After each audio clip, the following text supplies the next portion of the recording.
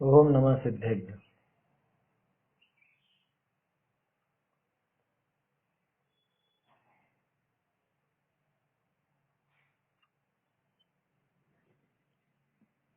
श्री जिन शासन गुरु नमो नाना विधि सुखकार, आत्महित उपदेश तें करें मंगलाचार, करें मंगलाचार।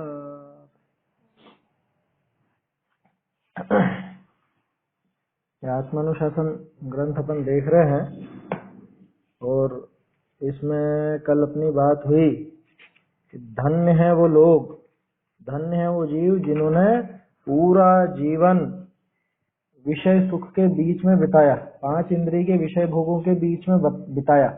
इस वजह से नहीं है धन्य। धन्य पने का कारण तो यह है कि वो 5 इंद्रिय के विषय भोगों के बीच में रहते हुए भी वो मोह से रहित रहे और बाद में उन्होंने उन विषय भोगों को छोड़ करके तप का आचरण किया, तप ग्रहण किया, विषय भोगों को छोड़ करके वन में गए, नग्न दिगंबर दीक्षा धारण की। इस वजह से धन्य है। कितनी बढ़िया उत्प्रेक्षा यहाँ पे बताई थी गुणभद्राचार्य ने कि अगर वन में तेरे शरीर को हिरणियां देखती हैं, किसके समान देखती हैं? स्थल कमलिनी के समान। अगर वो हिरणियां तेरे शरीर को देखती हैं तो तू धन्य है। भले ही पूरा जीवन इसमें बिताया हो विषय भोगों में, लेकिन अगर तू बाद में वन में रहता है, वहां पर वो स्थल कमलिनी के समान तेरे शरीर को देखा जाता है हिरणियों के द्वारा, तो तू धन्य है। ऐसा यहाँ पर बताया था।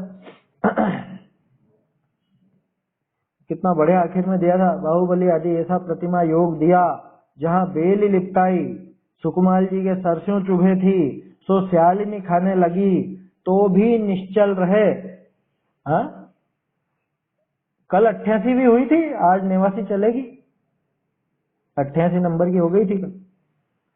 सुकुमार जी के सरसों चुभे थी सो स्यालिनी खाने लगी तो भी निश्चल रहे, इत्यादि पुरुष भय ते धन्य है।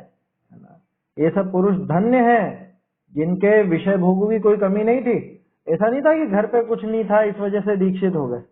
जिनका पूरा सारा विषय भोग आदि सब उपलब्ध थे, है ना, सब धन संपदा सब थी और स्त्री पुत्र आदि सब भरा पूरा परिवार था, उन सबको छोड़ करके गए। ये बड़ा यहाँ पर त्याग है। ये बड़ा यहाँ पर समझ लीजिए मोह से रहित पना है। मोह रहित होने की निशानी है ये कि उन सब विषय भोगों में भले रहे हों पहले, लेकिन छोड़ दिया उनको सब, निश्चल रहे। इत्यादि पुरुष भय ते धन्य हैं। इत्यादि प्रकार के जो इतने ऐसे ऐसे पुरुष हुए हैं वो सब वास्तव में धन्य हैं। अब देखिए आगे क्या कह रहे हैं। आगे, ऐसे ही तेरा जन्म सफल होए, अन्य प्रकार नहीं, ऐसा दिखावता सता सूत्र कहे है। इसी तरह से तेरा धन्य सफल हो सकता, तेरा जन्म सफल हो सकता है, अन्य कोई तरीका नहीं है कि जिससे तेरा जन्म सफल हो जाए। ये मनुष्य भव जो मिला है, ये मनुष्य भव इसी प्रकार से सफल होगा। किस प्रकार से? पिछले छंद में बताया ना कि जैसे ये जितने भी विषय भोग थे ये सब उपलब्ध थे, उनको उपलब्ध होने के बावजूद उनका त्याग करा, उनका त्याग करके तप आदि का आचरण करा। इसी तरीके से तेरा जीवन सफल हो सकता, अन्य कोई सफलता नहीं। और हम लोग तो कैसे पागल हैं, जीवन में सफलता किसको समझते हैं कि हम इतनी उम्र में भी हमारा खुद का काम कर लेते हैं, ऐसे वृद्ध होने के बावजूद 70-80 साल के हो गए लेकिन खुद का काम कर लेते हैं तो हम सफल हैं। कि 41 साल के हुए, 40-50 साल के और खुद का मकान है, भरा पूरा परिवार है, किसी का कोई कर्जा माथे नहीं है तो हम सफल हैं। शरीर स्वस्थ है तो सफल समझ लेता है, धन संपदा हो तो सफल समझ लेता है, नौकरी धंधा व्यापार अच्छा चल रहा हो तो सफल समझ लेता है, बच्चे हो तो वो परीक्षा में अच्छे नंबर आ गए उसी में सफलता समझ लेते हैं। कहने का अर्थ यह है कि हमने उन चीजों से सफल माना जिनका वास्तव में कोई फल ही नहीं मिल रहा है अपने, आत्मा पर जिसका कोई प्रभाव नहीं, अगले भवों में जिसका कोई प्रभाव नहीं, ऐसी बातों से हम खुद को सफल मान बैठते हैं। जबकि सफलता किस चीज से है? सफलता इस बात से है कि बहुत विषय भोग भले ही हो, है ना, सब स्त्री पुत्र आदि सब अपने आज्ञानुवर्ती हों। वो जो कहते हैं ना, वो पहला सुख निरोगी काया, दूजा सुख घर में माया, तीजा सुख पुत्र आज्ञाकारी है, चौथा सुख कुलवंती नारी। क्रम में शायद भूल गया होगा, ऐसा 8-10 तरह के सुख बताए जाते हैं। मतलब अच्छी समझदार अपने घर की लाज रखने वाली, ऐसी कुलवंती का अर्थ है। तो इन सब में सफलता समझते हैं। यहाँ कह रहे हैं कि ये सब चीजें हो और इनको वो जीर्ण तृणवत त्यागे, इनको जीर्ण तृण के समान छोड़ करके तप आदि धारण करे, तप को धारण करे, तप का आचरण करे, तो जाकर के जीवन की सफलता। कहने का अर्थ यह है कि 5 इंद्रिय के जो विषय भोग मिले हैं या जितनी भी संपदा हमको मिली है, उस संपदा के भोग में सफलता नहीं है। उनको भोगना, उनको इकट्ठा करना, ये सफलता नहीं है, बल्कि वो जो मिले थे उनको छोड़ करके अपने आत्म स्वभाव को समझने का प्रयास करे या तप का आचरण करे, उसका नाम सफलता है। आया समझ? ये है सफलता। यही तो कह रहे हैं, ऐसे ही तेरा जन्म सफल होए, इसी तरह से जन्म सफल हो सकेगा, अन्य प्रकार नहीं, अन्य कोई तरीका नहीं है तेरी सफलता का। नौकरी लग जाना सफलता नहीं है, व्यापार धंधे में सफल हो जो बहुत बहुत रुपए पैसे कमा लेना वो सफलता नहीं है, है ना। स्वस्थ बने रहना ये सफलता नहीं है। अभी पिछले वर्ष तो ऐसा मैसेज चल रहा था कि जो स्वयं को और अपने परिवार को अगले साल में ले गया, 2021 में ले गया, वही सफल है। अब 21 में कह रहे हैं कि जो 2022 तक जिंदा रह गया वो सफल है क्या? हाँ, जिसने खुद को और अपने परिवार को बचा लिया इस बीमारी से, वो सफल है। अरे यहाँ कह रहे हैं इसमें कुछ सफलता नहीं, न रुपए पैसे में सफलता है, न 5 इंद्रिय के विषय भोगों में सफलता है, न भरे पूरा परिवार होने में सफलता है, सामाजिक प्रतिष्ठा में सफलता नहीं है। ये सब बातें होने पर भी इनका त्याग करके और तप का आचरण करे, उसी से जीवन सफल होता है। वही है जन्म की सफलता। और क्या सफलता है बताइए? क्या है सफलता? और किसको कहते हैं सफलता? यहाँ दिखा रहे हैं आचार्य देव, नेवासीवा छंद है। चलिए बोलते हैं अपन। बाल्ये वेत्सि न किंचिदप्य परिपूर्णांगो हितं वाहितं,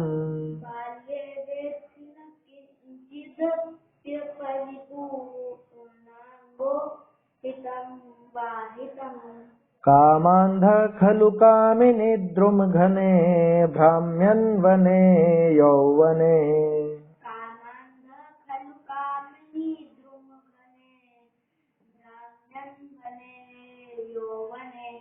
मध्ये वृद्धतृषार्जितुं वसुपशु क्लिश्नासि क्रेष्याधिभिः,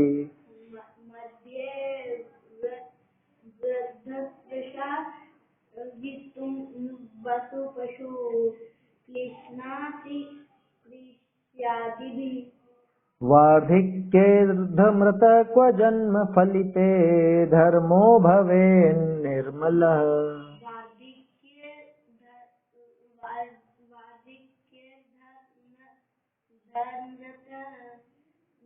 वार्धिक्य अर्धमृत, वार्धिक्येर्धमृत,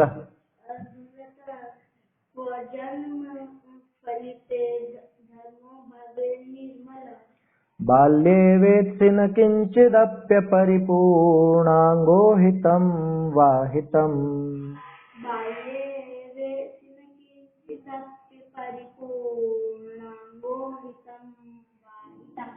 कामांध खलु कामिनी द्रुमघने भ्राम्यन्वने यौवने,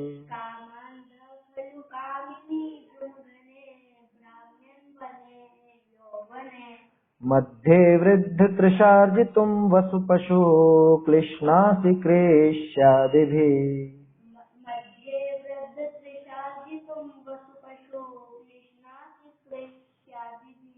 वार्धिक्येऽर्धमृतः क्व जन्म फलिते धर्मो भवेन्निर्मलः,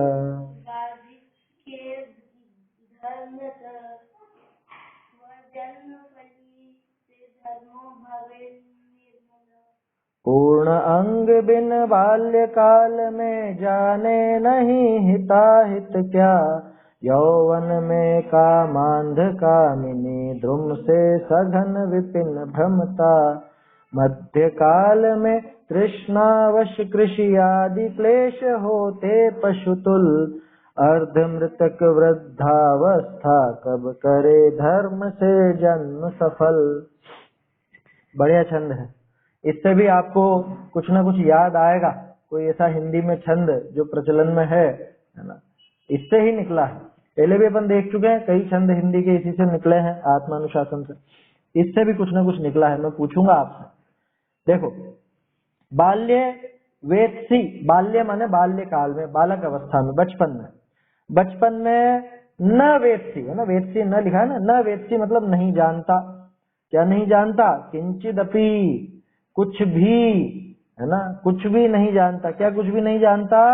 हितम व अहितम, हितम व हितम लिखा है ना, अपना भला बुरा कुछ भी नहीं जानता। बाल्यकाल में कुछ भी नहीं जानता बच्चा, मनुष्य का बच्चा खास तौर पर, है ना।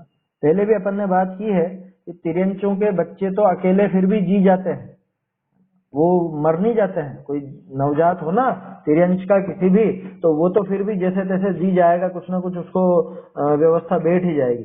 मनुष्य का बच्चा बिना पाले हुए नहीं जी सकता। उसको खिलाने वाला चाहिए, उसको पिलाने वाला चाहिए, उसको कुछ ना कुछ उसको संभालने वाला चाहिए। हिल-डुल तक नहीं सकता, वो तो उल्टा नहीं हो सकता, सीधा नहीं हो सकता, उल्टा हो जाए तो हाथ पांव अपने हिसाब से सही सही नहीं कर सकता छोटा बालक है।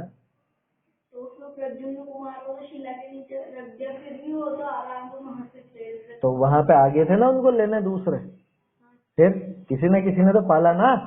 बिना किसी पालने वाले के कोई मनुष्य का बच्चा जीवित नहीं रह सकता। कहने का अर्थ ये है, अकेला आप छोड़ दोगे नहीं जी पाएगा। हालांकि वो तो सारा पुण्य और पाप प्रमाण है, अपन जो बात कर रहे हैं वो एक सामान्य कथन है, उसको उसी ढंग से देखना। क्योंकि यहाँ बात चल रही है ना मनुष्य के बालपने की, तो बालपना अपना इतना छोटा है मनुष्य का कि पहली बात तो अपरिपूर्ण अंगों, अंग भी परिपूर्ण नहीं है, पूरी तरह से विकसित नहीं है।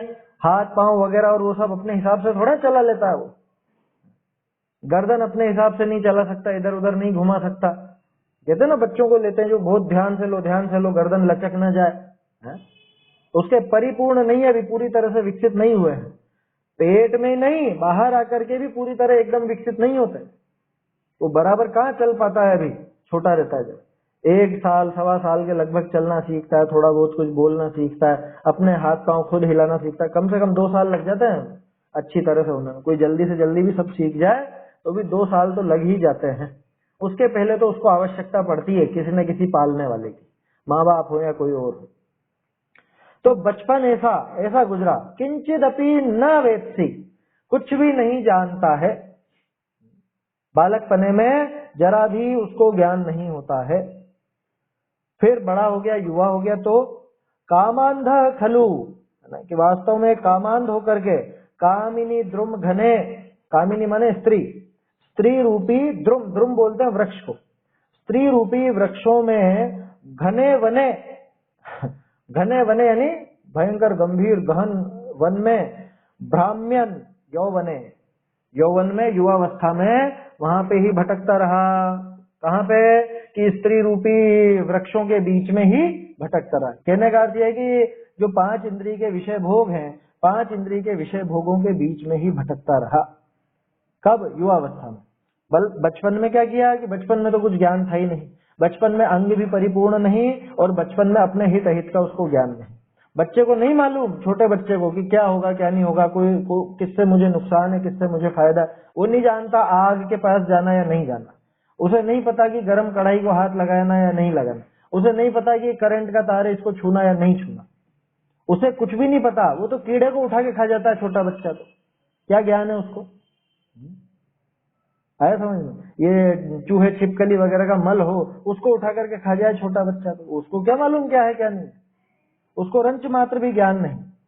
चलो ठीक है, युवावस्था में तो ज्ञान आ गया, कि वहां ज्ञान आया, लेकिन माथे पे ऐसा प्रमाद छाया कि वहां 5 इंद्रिय के विषय भोगों में ही भटकता रहता, वहां पे ही भटकता।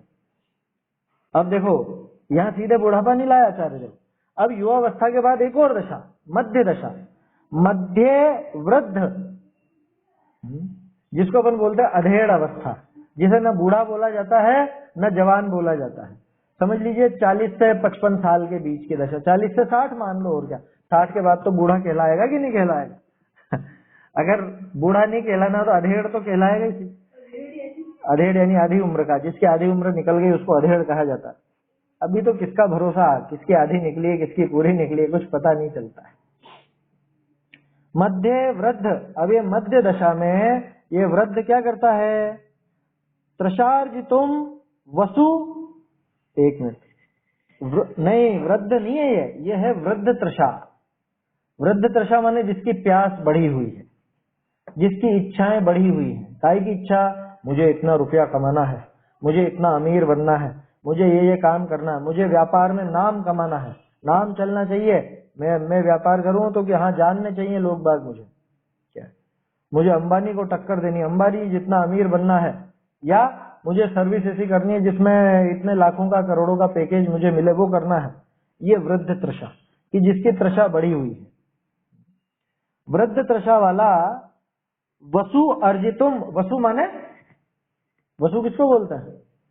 वसु बोलते हैं धन संपदा को, रुपए पैसे को भी वसु कहा जाता है, और जो मणि मोती वगैरह होते हैं इनको भी वसु कहते हैं। वसु यानी धातु को भी वसु कहा जाता है। कुल मिला के वसु यानी यहाँ पे रुपए पैसे समझ लेना, आप तो जितनी भी धन संपदा उससे समझ लेना कि वो धन संपदा को अर्जितुम, अर्जितुम यानी अर्जन करने के लिए, कमाने के लिए, है ना, कि जब ये इसकी त्रषा बढ़ती है मध्य दशा में, मध्य अवस्था में, बीच की अवस्था में बहुत ज्यादा त्रषा बढ़ी हुई रहती है, तो वहां पे ये वसु अर्जितुम, रुपए पैसे कमाने के लिए पशु, लो बोलो क्या कहा इसको? पशु कहा, पशु क्लिश्नासी, पशु क्लेश को प्राप्त होता है। याद आ रहा है कुछ? समय सारजी में है पशु नश्यति, वहां पे तो खैर अलग विषय है, वहां पे ये धन संपदा वाला विषय नहीं है, वहां पे तो अज्ञान के कारण का, वहां जो अज्ञानी को पशु कहा, मिथ्या दृष्टि को पशु कहा, वहां कहा पशु नश्यति, ऐसे छंद है और टीकाएं हैं, टीका में है वहां पर। अब यहाँ तो कह रहे हैं कि ये पशु क्लिश्नासी, क्लेश प्राप्त करता है, दुखी होता है, क्लेशवान होता है। किसके द्वारा? कृषि आदि भी, कृषि आदि के द्वारा। आदि क्यों लगाया? लगा लो जिसका जो काम हो।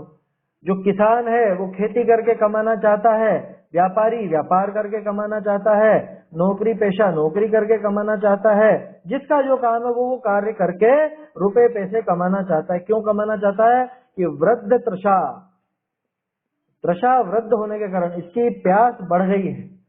देखो पहले बचपन था, बचपन के बाद युवावस्था, युवावस्था में तो फिर भी इसको विषय भोगने का ज्यादा लगता है। अब भोगने की इच्छा नहीं है, अब इसको कमाने की इच्छा है। होता है ना, ये सब फेज आते हैं धीरे धीरे मनुष्य जीवन में। भोगने की उम्र बीत गई तो क्या इसने कमाना छोड़ दिया? कि नहीं, अब कमाने की प्यास ज्यादा बढ़ी। पहले भोगों की प्यास थी, अब कमाने की प्यास, क्योंकि परिवार भी हो गया, बच्चे बच्ची भी हो गए हैं, तो इनके लिए कुछ करना है मुझे, इनके लिए व्यवस्था करनी है, इनके लिए अच्छे से अच्छे साधन जुटाने हैं, ऐसा इसके मन में भाव आता है।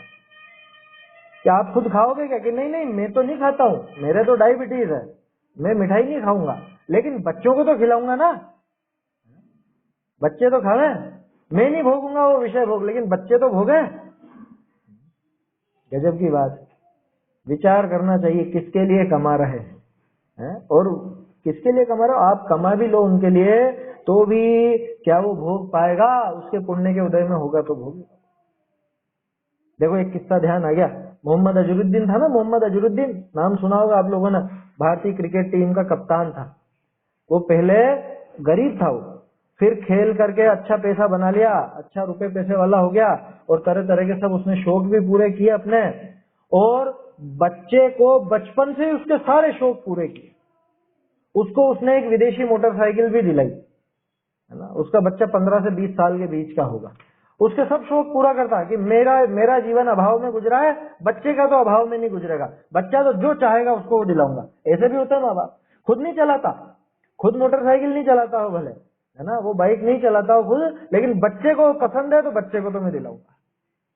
ये है ये बुढ़ापे में। अब वो परिवार के लिए वो कमाना चाहता है, उसमें क्लिष्ट होता है। उसने कमाया पैसा, उसने खर्च किया, उसने बच्चे को दिलाया, क्या हुआ? वो भोग लेगा बच्चा कि वो बच्चा पहली बार मोटरसाइकिल को लेके निकला और विदेशी बाइक थी, दौड़ा ही तेज, वहीं पे मर गया, खत्म। असली किस्सा है, अजरुद्दीन का नाम सुना होगा आप लोगों ने, अभी तो सांसद वांसद कुछ है शायद, क्या पता। हाँ, वो क्या है, अपने सपने उनके माध्यम से पूरा करना चाहते हैं, ऐसा कह सकते हैं क्या। हाँ, खुद की भड़ास निकालना चाहता है वो कि मुझे नहीं मिला, मेरे बच्चे को तो जरूर मिलेगा। हाँ, इस तरह की वो वास्तव में खुद ही, देखो ये भी एक तरह की हीन भावना है, क्योंकि उसने उन अभावों से खुद को हीन समझा। तो अब उसके दिमाग में कि नहीं, अब मैं कमा चुका हूँ, अब मेरे पास इतनी व्यवस्था है, तो अब तो मैं इनको, ये मेरे बच्चे जो है या ये मेरे परिवारजन है, ये उस हीनता में नहीं रहेंगे, ये उन अभावों का सामना नहीं करेंगे। ऐसा सोच करके उनके लिए वसु अर्जितुम, पैसा कमाने के लिए, धन संपदा विषय भोग कमाने के लिए क्लिश्नासी, कि तू क्लेशवान होता है, क्लेश उठाता है, दुखी होता है, काय के द्वारा, कृषि आदि के द्वारा। जिसका जो काम वो लगा लेना, कृषि तो एक नाम लिया है क्योंकि उस जमाने में कृषि मुख्य साधन था व्यापार आदि का, पैसा कमाने का, इसलिए आचार्य ने कृषि का नाम लिया। बाकी अपन अपने हिसाब से लगा लेना, जिसका जो कार्य हो वैसा लगा लेना चाहिए। 3 दशाएं हो गई, अब चौथी दशा बुढ़ापा। वार्धक्य और बुढ़ापे में अर्धमृत, आधे मरे हुए के समान, क्व जन्म फली ते धर्मो भवे निर्मला। क्व मतलब कहां, कि तू इनमें से कहां पर करेगा, कहां पर अपने जन्म को, फली, फली माने सफल, फलवान, अपने जन्म को तू कब सफल करेगा, किससे, धर्म से।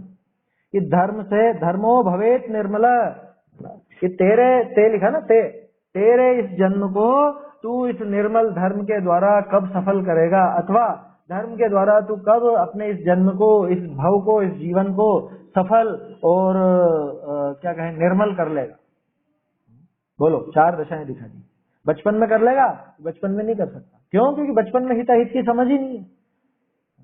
मतलब ये विचार करने लायक है, जो जीव पिछले भव का सम्यक दृष्टि नहीं हो, उस जीव को तो 8 वर्ष तक का होने तक उसके पागलपन ही छाया रहता है, जरा भी समझ नहीं रहती।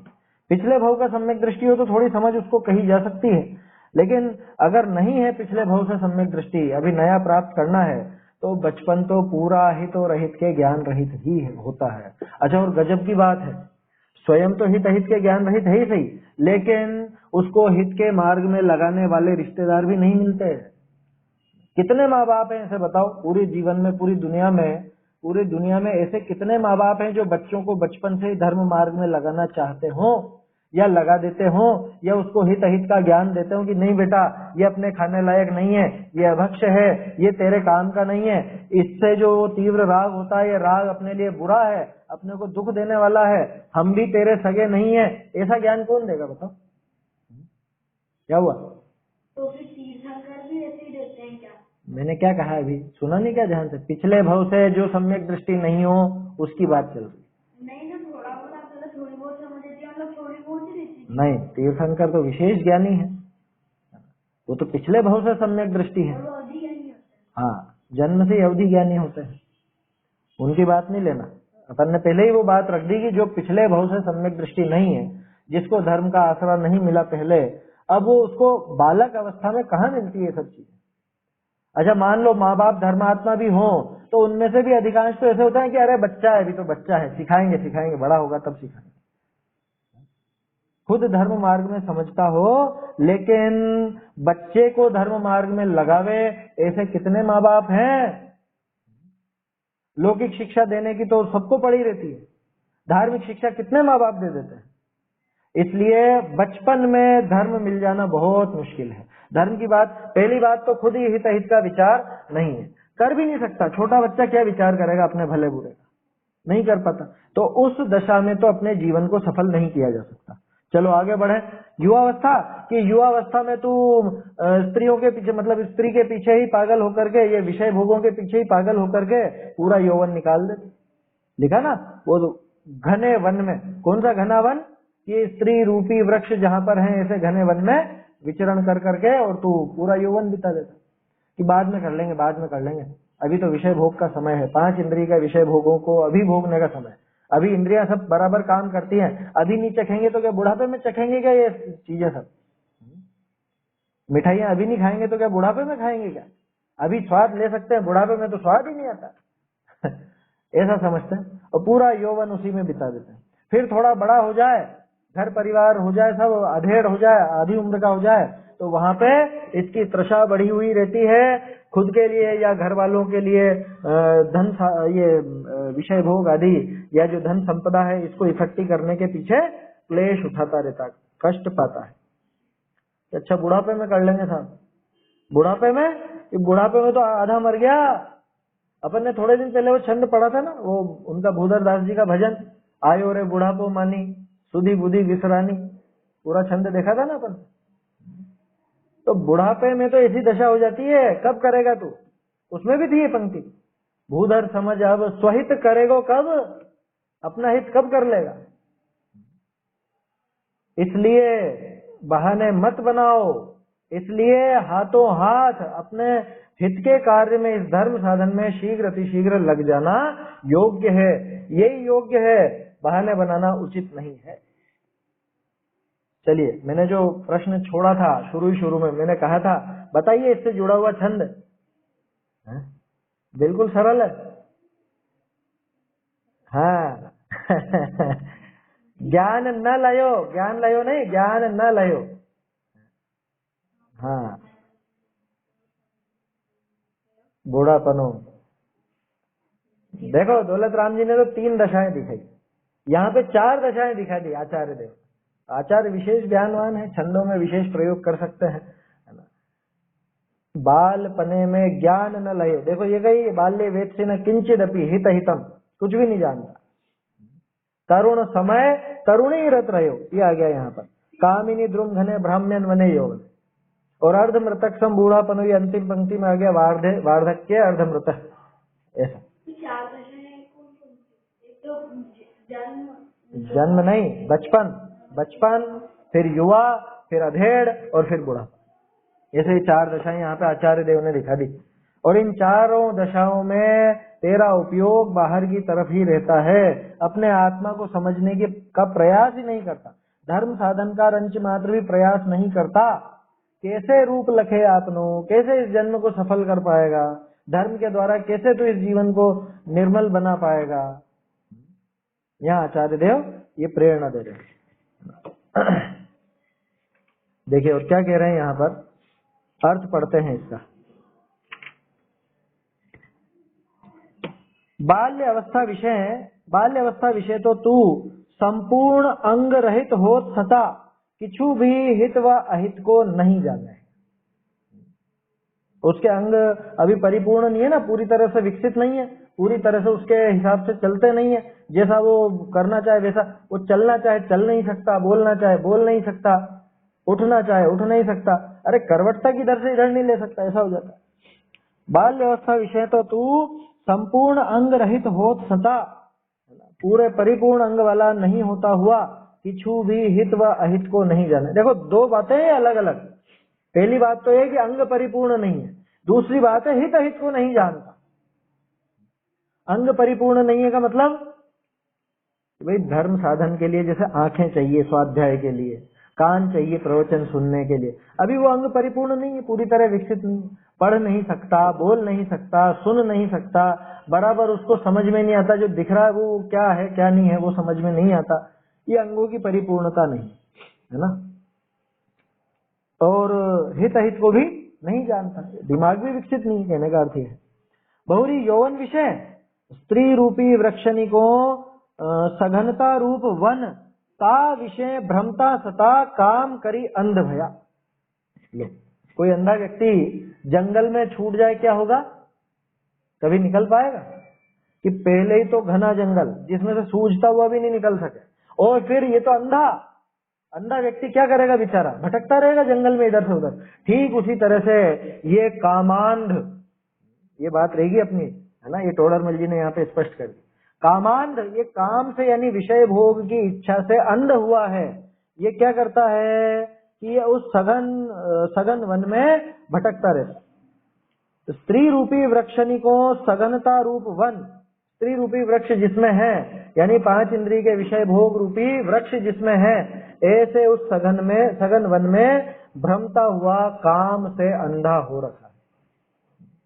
बहुरी मध्य वय विषय है ना, मध्य अवस्था में मध्य वय विषय बधी जो तृष्णा ता करी पशु समान भार निर्वाह करन हार हो तो सता धन उपजावने को खेती आदि कर्म नहीं करी क्लेश पावे। लो कैसा बताया, जैसे वो ऊंट बलद वगैरह होते हैं ना, वो बोझा ढोते हैं, मध्य वय विषय मध्य अवस्था में जिसके तृष्णा बढ़ी हुई है उसके द्वारा, वो बढ़ी हुई तृष्णा के द्वारा पशु समान, और आचार्य ने पशु शब्द दिया ही है, ये पशु है, जानवर है, जो जानवर की तरह तो है। कोल्हू का बैल क्या करता है, वो घूमता रहता है, उसी का चक्कर काटता रहता है। कोल्हू यानी तेल जहाँ पे तेल निकाला जाता है ना, उस मशीन को घुमाता है वो बैल। तो जैसे कोल्हू का बैल वो घाणी के उसके चक्कर काटता रहता है, ठीक उसी तरह से ये यहाँ पर पूरे घर वालों के विषय भोगों के लिए, उनके लिए वही चक्कर काटता रहता है। सारा वजन उठाता है कि सारा बोझा इन पर आ गया था, बोलते हैं ना ऐसे कि पूरे परिवार की जिम्मेदारी किस पर है, ये अधेड़ उम्र वाले व्यक्ति पर है, बच्चों पर नहीं है, बूढ़ों पर नहीं है, बल्कि उन सबका ध्यान रखने की जिम्मेदारी इस बैल के ऊपर। ऐसे यहाँ पे इसको पशु कहा। पशु समान भार निर्वाह करता, घर का बोझ उठाता हुआ भार निर्वाह करन हारा होत सता धन उपजावने को, धन पैदा करने के लिए खेती आदि कर्मनि करी क्लेश पावे, खेती आदि कार्यों के द्वारा क्लेश पाता है, कष्ट उठाता है। होगी 3 दशा। बहुरी वृद्ध अवस्था विषय आधा मृतक भया, बुढ़ा पाते आधा तो मर गया, ये अधमरे जैसे ही तो है। अधमरा क्यों कहते हैं, आधा जीता हुआ क्यों नहीं कहते हैं, क्योंकि मृत्यु की तरफ अग्रसर है वो। आया समझ में? जवानी नहीं, बाल्य अवस्था और बुढ़ापा ये दोनों एक समान हैं, लेकिन एक बहुत बड़ा अंतर है इनमें कि बाल्य अवस्था में तो अभी इसके सब चीजें बढ़ेंगी, माने सारा वृद्धि को प्राप्त होगा, अभी आगे जिएगा, और बुढ़ापे में जो ये शिथिलता है इंद्रियों की, ये अब मृत्यु की तरफ ले जा रही है। बाल्य अवस्था में, बचपन में भी इंद्रियों की शिथिलता और बुढ़ापे में भी इंद्रियों की शिथिलता, लेकिन तो भी एक इंद्रियों की शिथिलता तो इसको मृत्यु की तरफ ले जाने वाली, और एक इंद्रियों की शिथिलता इसको जवानी की तरफ ले जाने वाली, युवा अवस्था की तरफ ले जाने वाली। ऐसी दोनों में अंतर है, इसलिए बुढ़ापे को अर्धमृतक कहा, बच्चे को नहीं कहा। नहीं तो कोई कह सकता है कि बच्चे और बुढ़ापे में क्या अंतर है, दोनों एक जैसे हैं, दोनों अधमरे जैसे, कि नहीं, ये अधमरा जैसा नहीं है। वृद्ध अवस्था विषय आधा मृतक भया, ऐसे तेरा मनुष्य जन्म है, सो फलवान कहाँ होई, निर्मल धर्म कहाँ होई, कि कब तू ये धर्म का आचरण करेगा, कब तू धर्म मार्ग में लगेगा, कैसे फलवान होगा, ये सफल कैसे होगा। देखिए भावार्थ, सर्व पर्यायनी विषय मनुष्य पर्याय धर्म साधन को कारण है। देखो ये भी गजब की बात है, ये टोडरमल जी ने निकाली कि पहली बात तो चारों गतियों में धर्म साधन कहाँ पर होता है, कि मुख्य रूप से मनुष्य भाव में होता है। तिर्यंच नहीं कर पाते, नार की नहीं कर पाते, देव कर तो पाते हैं लेकिन वो विषय भोगों में लीन रहते हैं, उसी में अटके रहते हैं। बचा कौन? मनुष्य। कि ठीक है साहब, मनुष्य दशा में कर लेंगे हम धर्म का साधन, कि रुको अभी, मनुष्य दशा में भी कहाँ कर पाते हो। इसमें ये 4 दशाएं जो बताई, इनमें भी धर्म का साधन नहीं करता तो पूरा मनुष्य भाव बिगाड़ देता है। सर्व पर्यायनी विषय मनुष्य पर्याय धर्म साधन को कारण है। सारी पर्यायों में एकमात्र ये मनुष्य भाव है, यही धर्म साधन का कारण है। बहुरी धर्म साधन ही ते मनुष्य पर्याय सफल हो है। मनुष्य भाव की सफलता किससे है? धर्म साधन से ही। मनुष्य भाव की सफलता धर्म साधन से ही, अन्य किसी चीज से नहीं है। ये अपन ने शुरू में ही देख लिया, ये छंद को देखने के पहले इस पे ही बात की अपन ने कि धर्म साधन से ही मनुष्य पर्याय सफल होती है। सो तेरा मनुष्य पर्याय का काल तो ऐसे बीते है, तेरी मनुष्य पर्याय तो ऐसे बीतती जाती है, पूरा जीवन बीत जाता है। तो एक भजन गाते हो ना आप लोग, पल पल जीवन बीता जाता है, बीता कल नहीं वापस आता है। वैसे ही समझना, ये बालक पने तो कुछ हित अहित का ज्ञान ही हो ही सके नहीं, है ना। बालक पने में तो हित अहित का कुछ भी ज्ञान नहीं होगा। यौवन विषय तू स्त्रीनी का रसिया होए कामांध भया। युवावस्था में वो स्त्री आदि का रसिया होकर के उसी में ही अच्छा लगता है ना, इसको पांच इंद्रिय के विषय भोगना ही अच्छा लगता है, उन्हीं में बुद्धि दौड़ती है कि अभी ये खाना, अभी ये पहनना, अभी ऐसे ऐसे भोगने।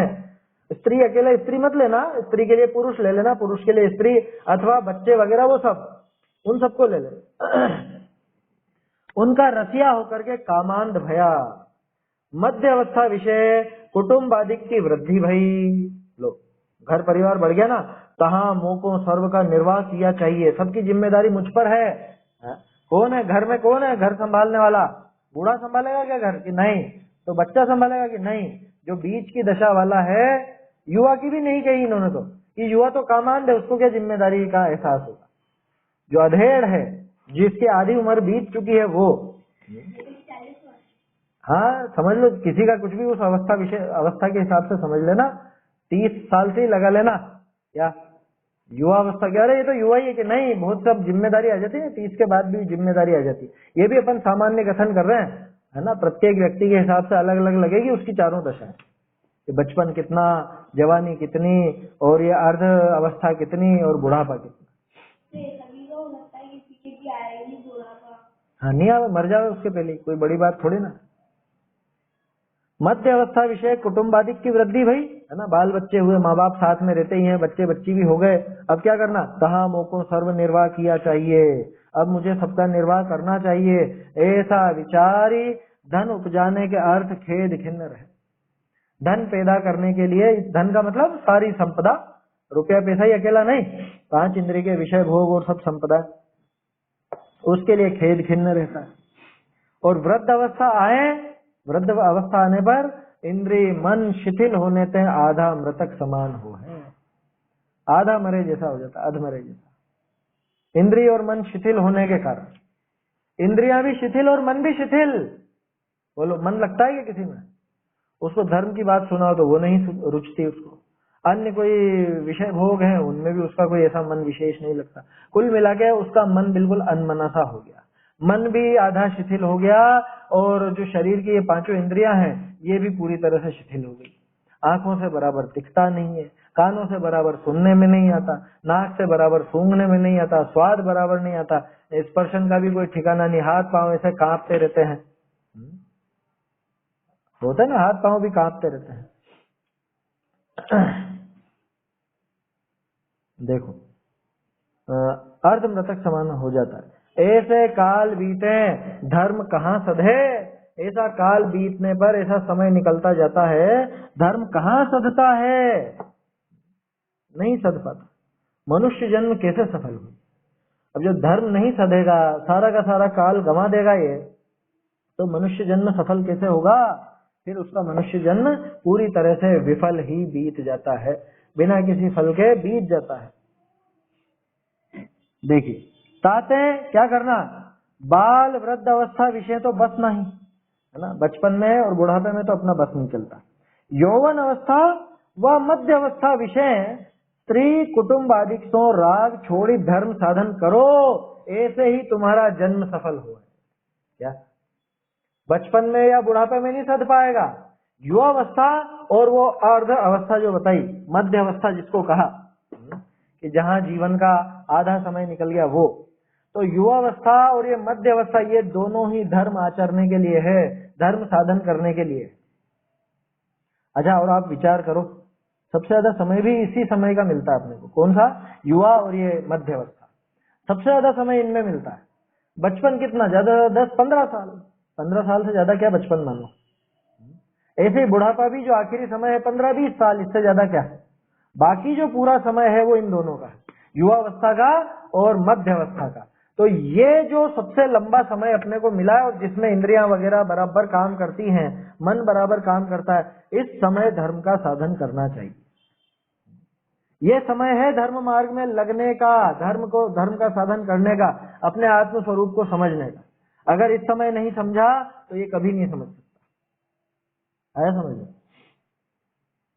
ताते हैं बाल वृद्ध अवस्था विषय तो बस नहीं, यौवन अवस्था व मध्य अवस्था विषय स्त्री कुटुंब आदि सो राग छोड़ी धर्म साधन करो, ऐसे ही तुम्हारा जन्म सफल हो है। भैया ये कुटुंब आदि से, स्त्री आदि से, है ना, स्त्री हो, पुत्र हो, माता पिता हो, इन सब से थोड़ा राग घटाओ, इनका राग छोड़ो। पूरी तरह छूट जाए तब तो श्रेष्ठ है ना, मुनि बन जाओ जब तो श्रेष्ठ बात है। और नहीं हो पाए पूरी तरह तो भी घटाना तो चाहिए, इनके प्रति राग घटाना चाहिए। अभी तो काम ही उल्टा है, इनके प्रति राग घटाने का छोड़ो, हम तो पूरी दुनिया के प्रति राग बढ़ाने की बात करते हैं, और संबंध बढ़ाना चाहते हैं। होता है ना ये सब इधर आओ, मतलब मैं आपके यहाँ आऊं, आप मेरे यहाँ आओ, परस्पर क्या बोलते हैं उसको, होली मिलन, दिवाली मिलन, नववर्ष मिलन, ये सब मिलन कर करके संबंध बढ़ाना चाहते हैं आपस में, और ज्यादा रिश्तेदारियां बढ़ाना चाहते हैं।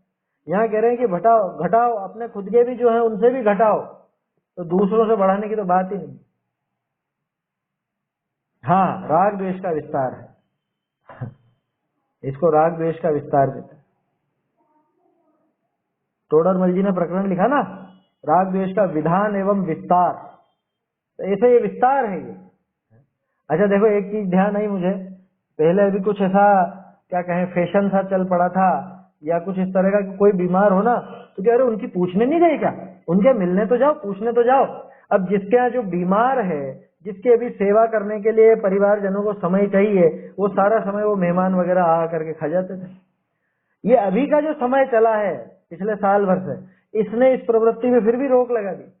क्या, अरे वो बीमार है, उनकी पूछ के आए कि नहीं आए अब जाओ देखे पूछने, कौन किसकी पूछने जाता है, कह रहे उनको कोरोना हो रहा, पूछने गए कि नहीं गए, भैया नहीं जाना, उनके यहाँ पूछने नहीं जाना, घर पर सुरक्षित रह लो। अभी तो कोई रिश्तेदार भी मरण मौत हो जाती है, उसमें ही जाने में सोचते हैं, कतराते हैं। विचार करना, हाँ आ जाए तो खुशामद करो, वो तो उसमें नॉर्मल दिनों की बात थी, तो वो वास्तव में बहुत क्या कहें असभ्यता वाली बात थी। अभी अगर किसी घर में कोई मरीज है, चलिए ये समय निकल जाए ना कोरोना का, उसके बाद भी ध्यान रख लेना कैसा कि कहीं कोई बीमार आदि हो या हो तो ये पूछने ताछने का बहाना लेकर के और मिलना और वहां जाना और वहां नाश्ते वगैरह हो रहे हैं, हंसी ठट्टे हो रहे हैं, ये बिल्कुल बदतमीजी है, बदतमीजी। मैंने तो देखा है हमारे दादाजी के टाइम या दादी जी के टाइम, जब दादाजी माने हमारे बाबूजी बीमार पड़े, उस समय लोग बाग आते, खूब लोग आते। अब ये बताओ उन पर ध्यान दें कि उन पर ध्यान दें, किस पर ध्यान दिया जाए? और लोगों को ये लगता है कि अरे उनके यहाँ तो कुछ उन्होंने नाश्ता वाश्ता ही नहीं लगाया, ऐसा नहीं लगाया, कि अरे कैसा मूर्ख आदमी, वहां पे वो जो बीमार है उसकी सेवा की जाएगी कि तुम पर ध्यान दिया जाएगा। ये विचार करना, कोई बीमार हो वो फोन पर आप पूछ लीजिए परिवारजनों से, वो भी ज्यादा फोन नहीं लगाना, क्योंकि वो परिवारजन तो उसकी सेवा में लगे हुए हैं, परिवारजन तो वहाँ सेवा शुश्रूषा कर रहे हैं, और यहाँ पर हम फोन लगा करके उसको बार बार परेशान करें, ये अच्छी आदत नहीं है। विदेशों में एक पद्धति चलती है, जब ठीक हो जाते हैं ना उसके बाद मिलने जाते हैं, ठीक होने के बाद मिलने जाते हैं, या कुछ सहायता हो तो वो कर देते हैं, और अपने यहाँ तो पद्धति उल्टी चलती है। मुझे तो बहुत उसमें गुस्सा भी आता था, खेद भी होता था, लोगों को इतनी तमीज नहीं कि बीमार के घर जाकर के बैठ जाते हैं और वहां पे बातें करते हैं दूसरी, बीमार की तो सेवा शुश्रूषा करने का कुछ है ही नहीं काम, वहाँ घर वालों को भी अपने में एंगेज कर लेते हैं, उनसे बातें करते हैं, हंसी ठट्टा करते हैं, बहुत जोर जोर से हंसते हैं। वो बीमार है, उसको तकलीफ होती है, उसकी परवाह नहीं है। हाँ, वहाँ बातें करेंगे दुनिया भर की।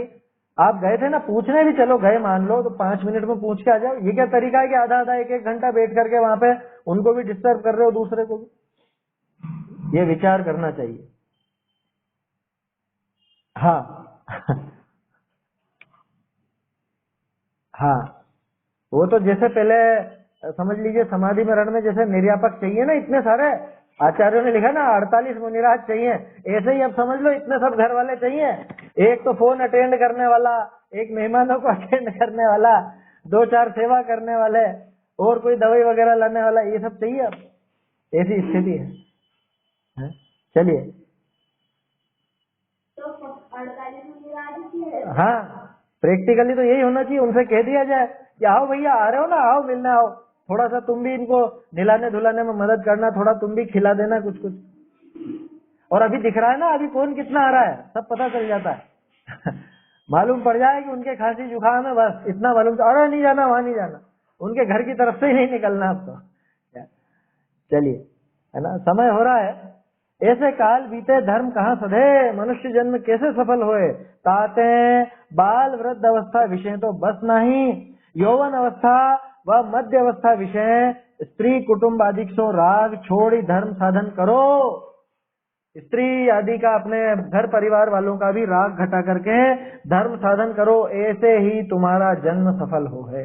इसी तरह से जन्म सफल हो सकता है, अन्य कोई पद्धति जन्म सफल करने की नहीं है, बाकी सब तो जन्म का नाश करने की।